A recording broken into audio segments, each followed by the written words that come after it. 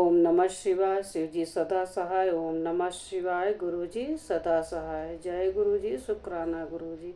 अनंतम अनंतम शुक्राना गुरु जी। आज का रुद्र संहिता सतीखंड 39वां अध्याय प्रारंभ करने जा रही हूँ। जय गुरु जी। श्री विष्णु और देवताओं से अपराजित दधीच का उनके लिए श्राप और क्षुब्र पर अनुग्रह। ब्रह्मा जी कहते हैं, नारद भक्त वत्सल भगवान विष्णु राजा ने क्षुब्र का हित साधन करने के लिए ब्राह्मण का रूप धारण कर दधीच के आश्रम पर गए। वहाँ उन जगत गुरु श्रीहरि ने शिव भक्त शिरोमणि ब्रह्मऋषि दधीच को प्रणाम करके क्षुब्र के कार्य की सिद्धि के लिए उद्यत हो उनसे यह बात कही। श्री विष्णु बोले, भगवान शिव की आराधना में तत्पर रहने वाले अविनाशी ब्रह्मऋषि दधीच, मैं तुमसे एक वर मांगता हूँ, उसे तुम मुझे दे दो। क्षुब्र के कार्य की सिद्धि चाहने वाले देव श्री हरि के इस प्रकार याचना करने पर शैव शिरोमणि दधीच ने शीघ्र ही भगवान विष्णु से इस प्रकार कहा। दधीच ने बोले, ब्राह्मण आप क्या चाहते हैं, ये मुझे ज्ञात हो गया है। आप क्षुब्र का काम बनाने के लिए साक्षात भगवान श्रीहरि ही ब्राह्मण का रूप धारण करके यहाँ आए हैं। इसमें संदेह नहीं कि आप पूरे मायावी हैं, किंतु देवेश जनार्दन मुझे भगवान रुद्र की कृपा से भूत भविष्य और वर्तमान तीनों कालों का ज्ञान सदा ही बना रहता है। सुव्रत, मैं आपको जानता हूँ। आप पापहारी श्री हरि एवं विष्णु हैं। ये ब्राह्मण का वेश छोड़िए। दुष्ट बुद्धि वाले राजा क्षुब्र ने आपकी आराधना की है, इसीलिए आप पधारे हैं। भगवान हरि आपकी भक्त वत्सलता को भी मैं जानता हूँ। ये छल छोड़िए, अपने रूप को ग्रहण कीजिए और भगवान शंकर के स्मरण में मन लगाइए। मैं भगवान शंकर की आराधना में लगा रहता हूँ। ऐसी दशा में भी यदि मुझसे किसी को भय हो तो आप उसे यत्नपूर्वक सत्य की शपथ के साथ कहिए। मेरा मन शिव के स्मरण में ही लगा रहता है। मैं कभी झूठ नहीं बोलता, इसलिए संसार में किसी देवता या दैत्य से भी मुझे भय नहीं होता। श्री विष्णु बोले, उत्तम व्रत का पालन करने वाले दधीच, तुम्हारा भय सर्वथा नष्ट ही है, क्योंकि तुम शिव की आराधना में तत्पर रहते हो, इसलिए सर्वज्ञ हो। परंतु मेरे कहने से तुम एक बार अपने प्रतिद्वंदी राजा क्षुब्र से जाकर कह दो कि राजेंद्र, मैं तुमसे डरता हूँ। भगवान विष्णु का यह वचन सुनकर श्री शैव शिरोमणि महामुनि दधीच निर्भय ही रहे और हंसकर बोले। दधीच ने कहा, मैं देवाधिदेव विनायक पाणी भगवान शंभु के प्रसाद से कहीं कभी किसी से और की चिन्ह मात्र भी नहीं डरता, सदा ही निर्भय रहता हूँ। इस पर श्रीहरि ने मुनि को दबाने की चेष्टा की। देवताओं ने भी उनका साथ दिया, किंतु सब के सभी अस्त्र कुष्ठित हो गए। तदंतर भगवान श्री विष्णु ने अगणित गणों की सृष्टि की, परंतु महर्षि ने उनको भी भस्म कर दिया। तब भगवान ने अपनी अनंत विष्णु मूर्ति प्रकट की।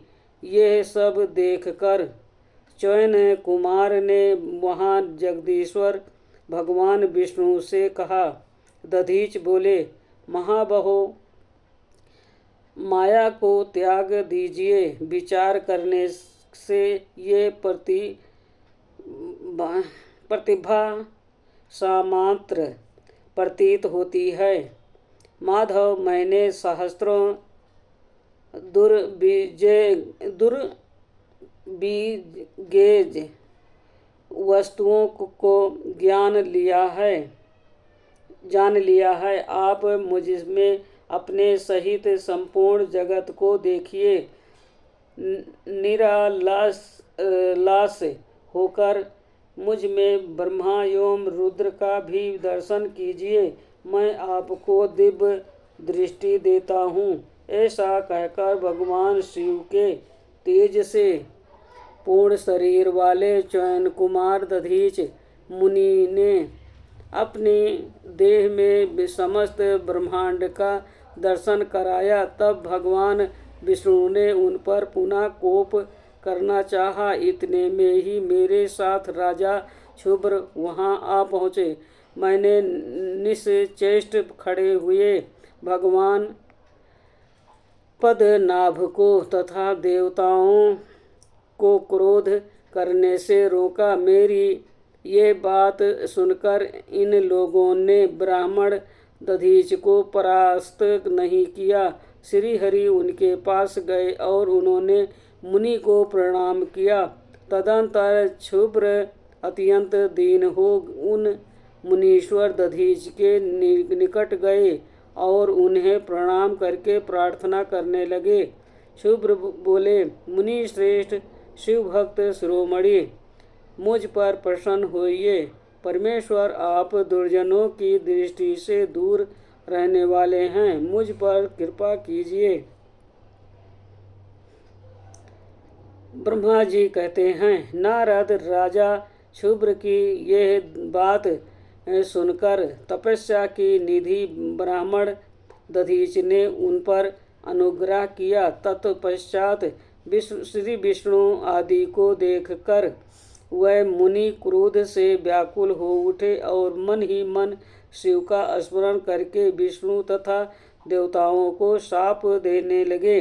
दधीच ने कहा, देवराज इंद्र सहित देवताओं और मुनीश्वरों, तुम लोग रुद्र की क्रोधा अग्नि से भी श्री विष्णु तथा अपने गणों सहित पराजित और ध्वस्त हो जाओ।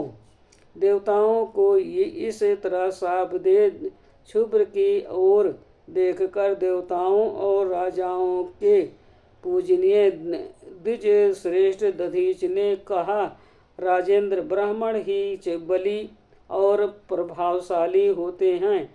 ऐसा स्पष्ट रूप से कहकर ब्राह्मण दधीच अपने आश्रम में प्रविष्ट हो गए। फिर दधीच को नमस्कार मात्र करके क्षुब्र अपने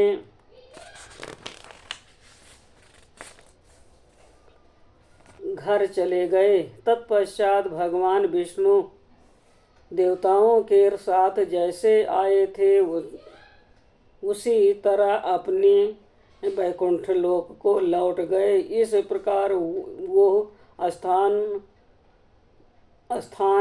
स्थानेश्वर नामक तीर्थ के रूप में प्रसिद्ध हो गया।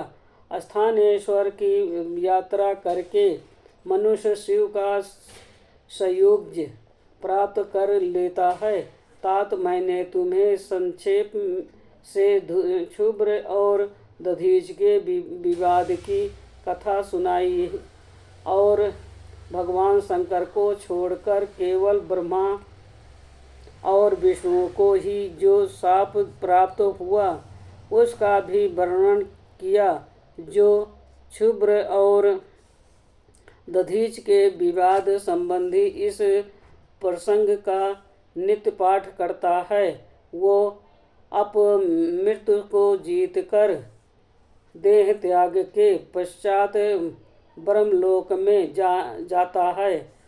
जो इसका पाठ करके रणभूमि में प्रवेश करता है उससे कभी कभी मृत्यु का भय नहीं होता तथा ये निश्चय ही विजयी होता है। ओम नमः शिवाय। शिव जी सदा सहाय। ओम नमः शिवाय। गुरु जी सदा सहाय। जय गुरु जी। शुक्राना गुरु जी। आज रुद्र संहिता का सती खंड 39वां संपूर्ण हुआ। जो शिव पुराण पढ़ने में भूल चूक हुई हो माफ करना। जय सत। जय गुरु जी की।